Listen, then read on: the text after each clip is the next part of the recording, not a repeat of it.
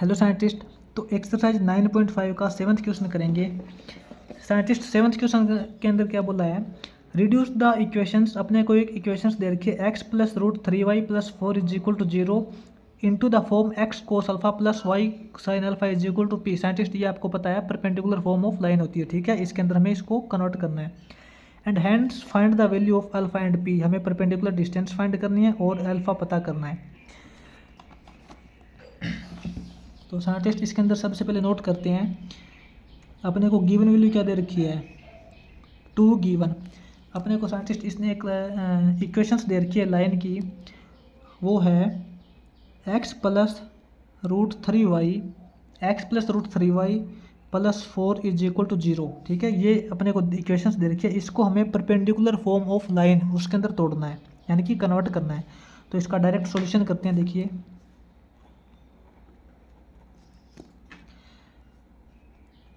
x plus root 3y plus 4 is equal to 0।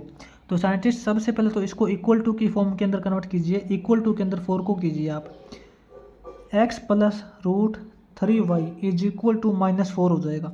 अब scientist इसके अंदर क्या है आपको पता है, इसको डिवाइड करना पड़ता है दोनों साइड किससे। x का कोफिशिएंट क्या है 1 का स्क्वायर करेंगे 1 प्लस y का कोफिशिएंट रूट 3 का स्क्वायर करेंगे 3, ठीक है। 3 + 1 करेंगे 4 और 4 का स्क्वायर रूट करेंगे इक्वल टू 2। तो इसको दोनों साइड डिवाइड करेंगे 2 से।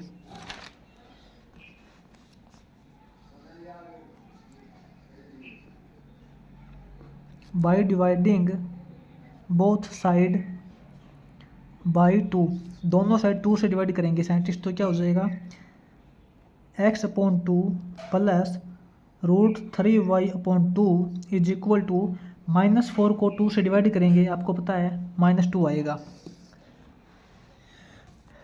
तो साइंटिस्ट इसके अंदर ये देखिए इक्वल टू के अंदर क्या है कि इसको कंपेयर करेंगे, x cos alpha plus y sine alpha is equal to p। Perpendicular distance equal to के अंदर परपेंडिकुलर डिस्टेंस आती है, लेकिन कभी भी डिस्टेंस नेगेटिव नहीं आती। इसका नेगेटिव सिंबल में कैंसिल करना पड़ेगा। तो क्या करते हैं, दोनों साइड अगर हम नेगेटिव साइन से मल्टीप्लाई करेंगे तो इसका तो नेगेटिव सिंबल कैंसिल हो जाएगा और इन दोनों के साथ में लग जाएगा, यानी कि -x/2 हो जाएगा माइनस रूट 3y/2 हो जाएगा इज इक्वल टू 2 हो जाएगा, ठीक है।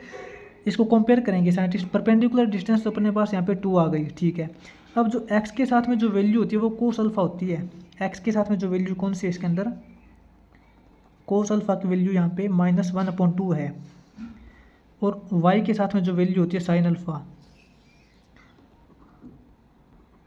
की वैल्यू -√3.2 है, ठीक है।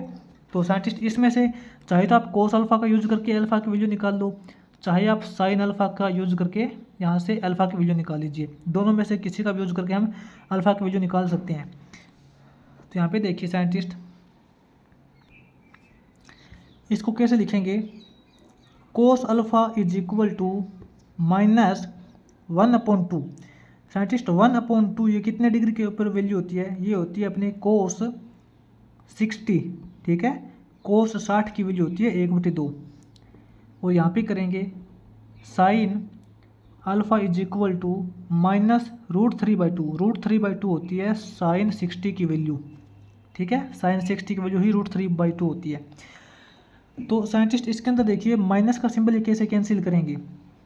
सबसे पहले तो आप ये देखिए इसके अंदर कोस की वैल्यू भी नेगेटिव है और साइन की वैल्यू भी नेगेटिव है, दोनों वैल्यू नेगेटिव है।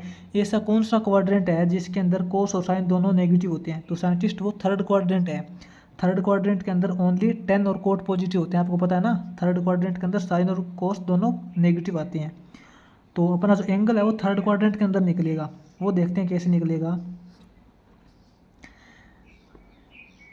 कोस अल्फा इज इक्वल टू, ये साइंटिस्ट जो -cos60 है इसको कैसे कन्वर्ट करेंगे, इसको हम कन्वर्ट करते हैं कोस, इसको हम लिख सकते हैं 180 + 60, ठीक है। कोस 180 + 60 करेंगे तो आपको पता है 180 के केस के अंदर ट्रिग्नोमेट्रिक फंक्शन चेंज नहीं होते, तो कोस 60 आएगा। लेकिन 180 प्लस करेंगे इसका मतलब थर्ड क्वाड्रेंट, और थर्ड क्वाड्रेंट के अंदर कोस नेगेटिव होता है तो नेगेटिव रिजल्ट देगा, ठीक है। इसी प्रकार यहाँ पे sine alpha is equal to -sin60, इसको कैसे लिखेंगे, इसको यहाँ पे लिखेंगे साइन 180 प्लस 60।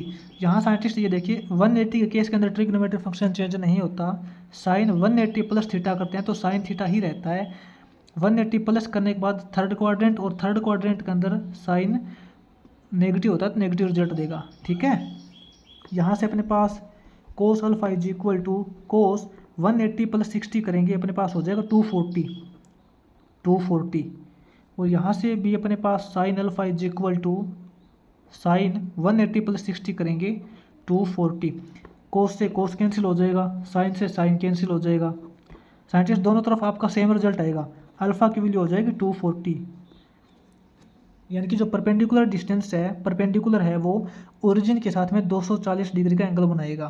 तो यहाँ से अपने पास जो परपेंडिकुलर डिस्टेंस है वो तो अपने पास यहाँ से 2i है, और जो अल्फ़ा की वैल्यू है वो अपने पास 240i है। ठीक है, ये साइंटिस्ट अपने यहाँ पे 7th क्वेश्चन में हो जाएगा। तो साइंटिस्ट आगे इसका 8th क्वेश्चन करेंगे। तो 8th क्वेश्चन के अंदर देखिए साइंटिस्ट इसने बोला है विच ऑफ द लाइन्स, इसने हमें दो लाइन दे रखी है। एक तो लाइन है अपनी 2x minus y plus 3 equal to 0, और सेकेंड इक्वेशन है लाइन की x minus 4y minus 7 equal to 0 is farther from the origin. Scientist बिल्कुल सिंपल है, इसने ये पूछा है कि दोनों लाइन में से कौन सी लाइन ओरिजिन से ज़्यादा दूर है।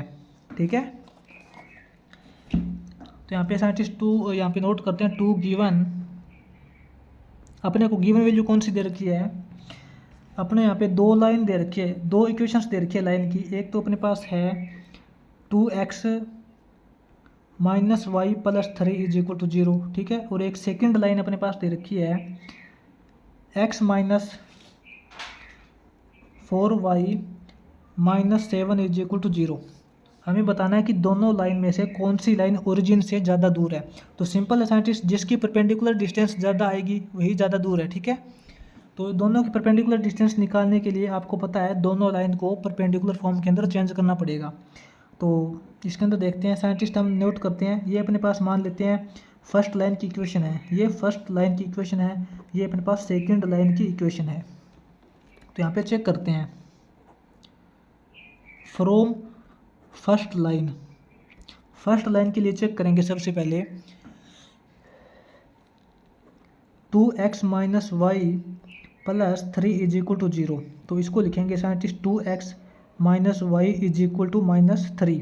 ठीक है, और आपको पता है कि किसी भी ये जो लाइन होती है इसको परपेंडिकुलर फॉर्म के अंदर चेंज करेंगे तो इसको डिवाइड करना पड़ता है दोनों साइड। किससे डिवाइड करेंगे, इसके अंदर डिवाइड करेंगे साइंटिस्ट x का कोफिशिएंट क्या है 2 का स्क्वायर करेंगे 4 प्लस y का कोफिशिएंट क्या है -1 बोल सकते हैं, -1 का स्क्वायर करेंगे तो +1 ही आएगा।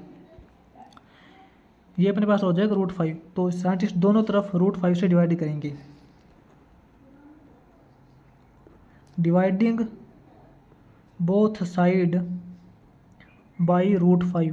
दोनों साइड √5 से डिवाइड करेंगे तो क्या हो जाएगा, अपने पास ये हो जाएगा 2x upon √5 minus y upon √5 is equal to -3 upon √5। आपको पता है कि ये जो क्या होती है x cos alpha plus Y sine alpha is equal to P, ये परपेंडिकुलर डिस्टेंस होती है। परपेंडिकुलर डिस्टेंस साइंटिस्ट कभी भी नेगेटिव नहीं आती, तो इसका नेगेटिव सिंबल कैंसिल करने के लिए दोनों साइड नेगेटिव सिंबल से मल्टीप्लाई करेंगे। तो इसके साथ में तो माइनस सिंबल लग जाएगा, ये -2x अपॉन √5 हो जाएगा, ये प्लस वाई अपॉन √5 हो जाएगा इज इक्वल टू ये अपने पास 3 अपॉन √5 हो जाएगा। ठीक है, तो ये साइंटिस्ट अपने पास आ गई यहाँ पे perpendicular distance from the origin of line 1।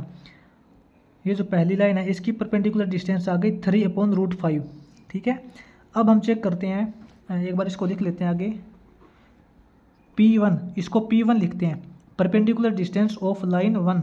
जो फर्स्ट लाइन है उसकी परपेंडिकुलर डिस्टेंस अपनी है 3 अपॉन √5। अब हम चेक करते हैं सेकेंड लाइन के लिए,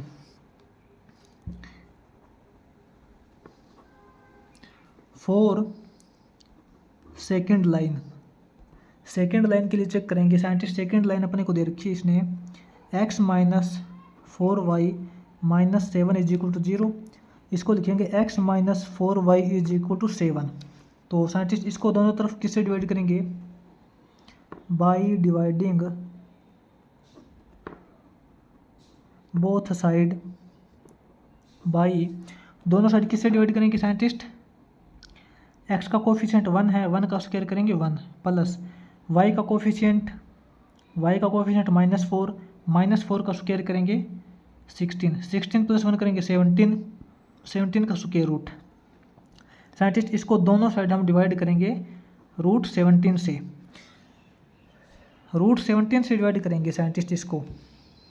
तो यहाँ पे हो जाएगा अपने पास x/√17 -4y/√17 = 7/√17। तो साइंटिस्ट ये अपने पास यहाँ पे क्या हो जाएगी, परपेंडिकुलर डिस्टेंस ऑफ लाइन 2, इसको हम आगे लिखेंगे। परपेंडिकुलर डिस्टेंस ऑफ लाइन 2 हो जाएगी अपने पास 7/√17। तो यहाँ साइंटिस्ट ये देखिए, अपनी जो पहली लाइन है वो तो परपेंडिकुलर, उसकी परपेंडिकुलर डिस्टेंस ये है, सेकंड लाइन की परपेंडिकुलर डिस्टेंस ये है, ठीक है। हमें बताना है कौन सी लाइन ओरिजिन से ज़्यादा दूर है, यानी कि जिसकी परपेंडिकुलर डिस्टेंस ज़्यादा है वही ज़्यादा दूर है। तो इनमें से कैसे पता करें परपेंडिकुलर डिस्टेंस ज़्यादा कौन सी है, आप इसमें से पता लगा सकते हो। तो साइंटिस्ट 3/√5 करेंगे।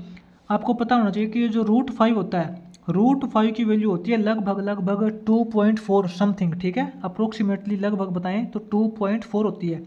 तो इसके अंदर साइंटिस्ट हम इसके अंदर लिखेंगे इसे 3 को डिवाइड करेंगे √5 से, यानी कि 2.4। तो इसके अंदर हम लिख सकते हैं आगे, ये आएगा साइंटिस्ट अपने पास 1.25 लगभग समथिंग, ठीक है। 3/√5 करेंगे तो अपने पास 1.25 आएगा समथिंग। अब इसके लिए चेक करते हैं।